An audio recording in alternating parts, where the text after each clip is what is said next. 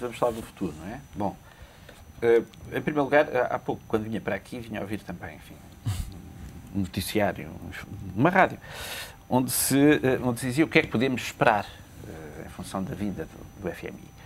Bom, e curiosamente, aquilo que se podia esperar é muito parecido com o que está no PEC 4, com o que estava no PEC 4. Muito parecido. Não é? O PEC 4 era já uma espécie de antecipação das consequências. Acho que os partidos ainda vão ficar arrependidos daquilo que fizeram.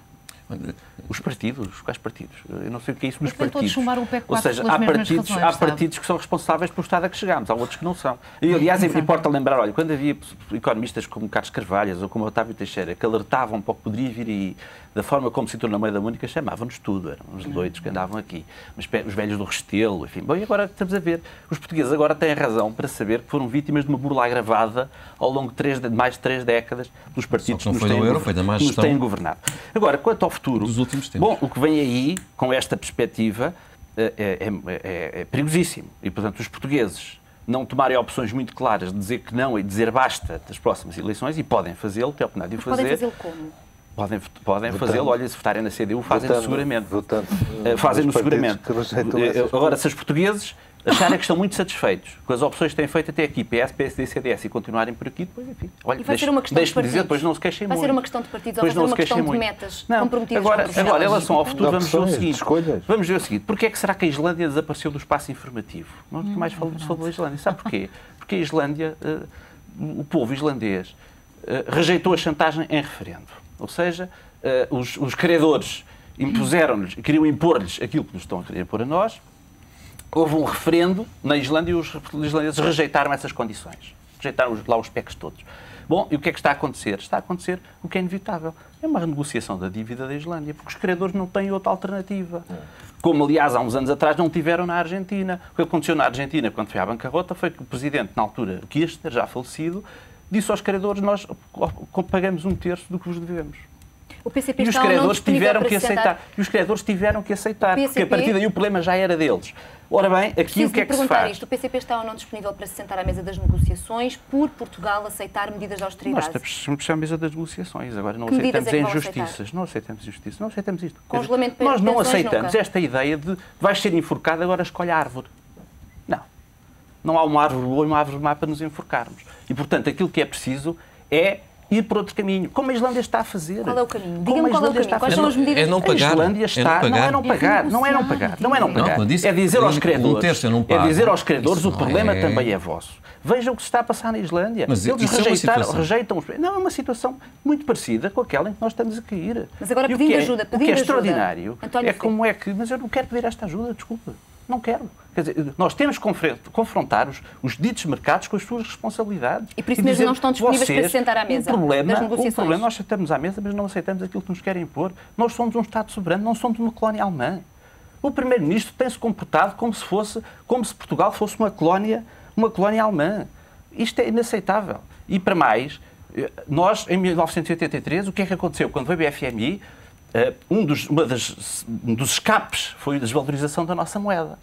Nós agora não temos moeda para desvalorizar. E, portanto, as consequências do ponto de vista social podem ser ainda muito piores do que foram em 1983. E, portanto, é preciso que os portugueses tenham consciência disso, sobretudo, que há outros caminhos.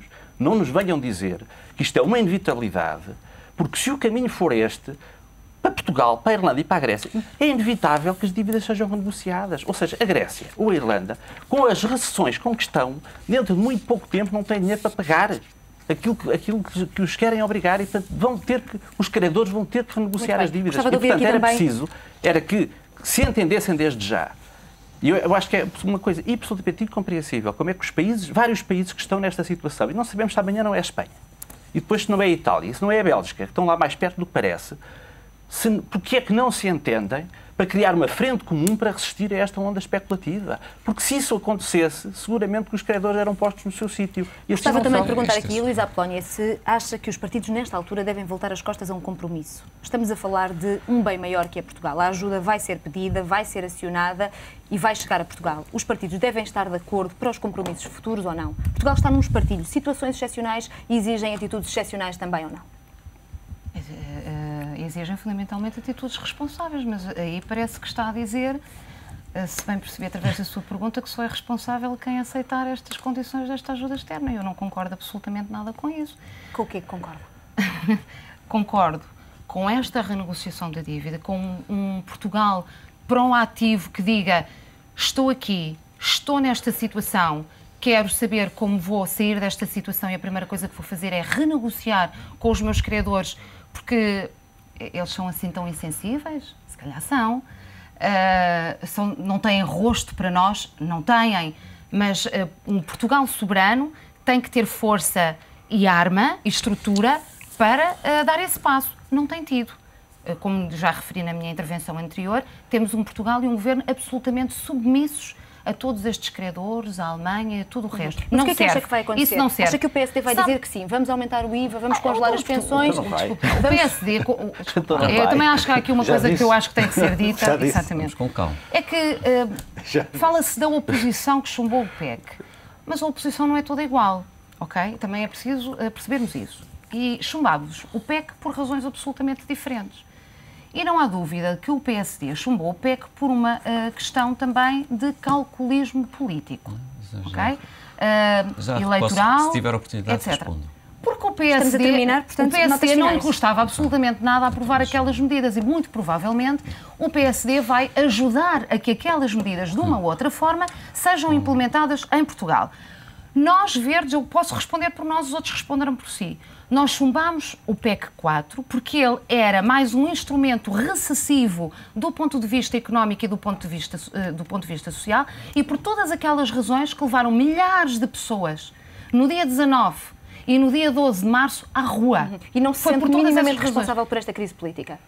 Pelo amor de Deus, então aponta a responsabilidade a quem a provocou. Ora, nós estivemos permanentemente na Assembleia da República a dizer somos contra isto, estamos no caminho errado. O caminho certo é aquele que tem como palavra-chave produção. Pôr este país a produzir, a gerar riqueza para podermos pagar, porque se nós não geramos riqueza, nós evidentemente estamos permanentemente dependentes do exterior. Sabe o que é que vai acontecer? Aquilo que o Primeiro-Ministro vai dizer ontem é: nós vamos aplicar o PEC 4 à força, não quiseram a bem, querem a mal. Foi isto que o Primeiro-Ministro disse. E o PSD vai estar ao lado do PS nessa matéria? Duas notas naquilo que ouvi mais ultimamente. Primeiro, se vocês fizerem, desculpem-me a expressão, fizerem a análise de todas as medidas do PEC, 1, 2 e 3, nesta altura o país estava com superávit. Os cortes que o Ministro dizia, o Ministro das Finanças dizia, isto vai-nos dar uma poupança de 1.000 milhões, isto vai-nos dar uma receita de mais 500 milhões. Se somarmos isso tudo, estávamos com superávit. E daí a nossa oposição ao PEC 4 a nossa oposição a nossa oposição ao PEC 4 resulta precisamente da falta de credibilidade de quem apresenta estas medidas, porque ia só pôr medidas em cima de medidas e cada vez os objetivos estavam mais longe. Portanto, acabou. Não há confiança nesta gente. Em segundo lugar, há aqui quase a ideia que a culpa disto é de quem nos empresta o dinheiro. Não, a culpa foi de que nós que gastámos a mais. Nós, Estado português. E com o responsável da PS. Riqueza que não gerámos. PS, que gastou a mais e ficou nas mãos de quem nos empresta o dinheiro. Agora, isto significa... Ouça, o BPN e o BPP essas notas... Os 1.000 milhões que a PT que perdoaram quem me dera que o déficit fosse 1,2 ou 1,5, que era aquele responsável por essas duas instituições. Infelizmente não é, estamos nos 10%. Vamos ter uma campanha eleitoral de verdade, de responsabilidade, em que os partidos se comprometem apenas com aquilo que conseguem... Pela nossa parte, vamos ter uma campanha em que apresentamos claramente as escolhas alternativas que os portugueses estão confrontados. E desse ponto de vista, as propostas que nós fazemos e temos vindo a defender relativamente à solução desta crise é que ela não pode ser ultrapassada sem que os sacrifícios que se pedem a uma parte da população não sejam equitativos relativamente a todas as outras. E nós sabemos que, do ponto de vista do rendimento em Portugal, mais de 50% do rendimento é gerado, digamos, da responsabilidade do capital. E é muito pouco isento de impostos, ou melhor, paga muito poucos impostos do ponto de vista daquilo que pagam o fator trabalho. E esta desigualdade, que tem a sua expressão máxima no facto de a banca, os sistemas financeiros em geral, pagarem uma taxa de imposto efetiva quase pornográfica, abaixo dos 5%, é uma coisa absolutamente inaceitável. E a inversão desta política passa por uma equidade do ponto de vista da política fiscal e passa por apostar em políticas de crescimento económico e de criação de emprego, que são as únicas que podem dar sustentabilidade ao país e à própria economia. Aqui fica. Muito obrigada, meus senhores, minha senhora, também por terem vindo a esta Comissão Executiva. As propostas ficam para explicar num outro programa. É assim que termina esta Comissão Executiva. Amanhã falamos da suspensão da avaliação dos professores. Vai estar aqui em análise às 10, rigorosamente a não perder. Até lá e tenha um excelente dia.